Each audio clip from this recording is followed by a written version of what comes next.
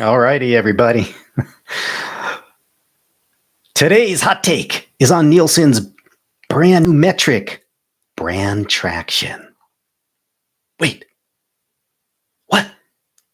Is that a brand new metric I can buy from Mr. Nielsen? Is it already data Christmas, mommy? Um, so Nielsen sales execs are apparently at it again, driving the launch of yet another needless metric for market leading iconic brands. Something cool to parse the underlying difference between 1% and 1.9% CAGR. It's a nice Christmas toy, I'm sure, to distract a poor, sad, desperate general manager at Bidco from their top line stagnation and market share erosion in mature markets. What better way than a new metric that tells you what you want to hear? You're awesome. Look at you go, big co-brand. Seriously. The new metric, brand traction, is based on, quote, insights from Nielsen's consumer panel, which tracks how frequently shoppers buy a brand, and retail measurement data, which captures how widely and deeply that brand is distributed across stores. Me smell a sales biased metric.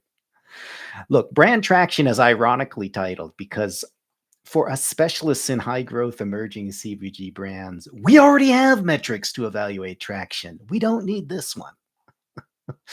This metric is a classic ego rub for old iconic brands with high awareness, because many of these also, shockingly, have the most shelf space. Brands that convert shelf space most effectively into sales are the ones that have super high awareness, iconic status, and massive shelf sets. Shocking. So, the top ranking brands in Nielsen's new brand traction score are Coke, Philadelphia, Lay's. Come on, people. Do these icons need more prizes? Why does Coke need another metric of awesomeness that does not correspond to meaningful top line growth? Well, it doesn't. This is B2B sales, folks, masquerading as brand insight. Nielsen is selling a metric of traction for brands that have to be large already for it to mean anything, because that's where you get the largest brand blocks and highest shelf visibility. This is like defining performance metrics so you can only parse the performance of the top 100% of all dominant brands. I also noticed that the press release today features Western Europe, not the US, as its proof of concept market. Could it be that America is the land of overstored, overdistributed, and low traction declining big brands? Hence, this metric doesn't say much.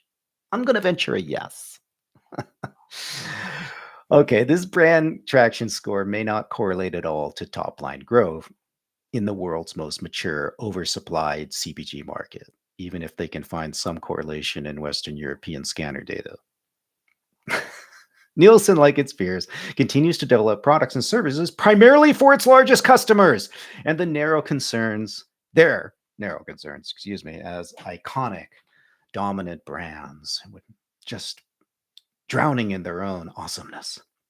This long-standing bias is why I preach loud and often to my clients that they have to do their own analysis of brand health to understand what real traction is for an emerging brand.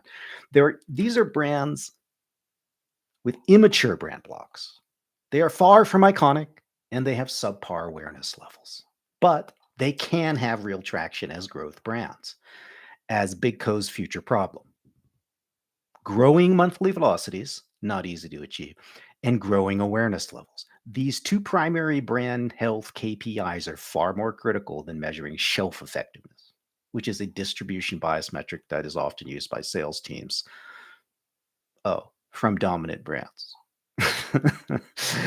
Nielsen had to come up with something new to sell its integrated panel scanner databases. I get it.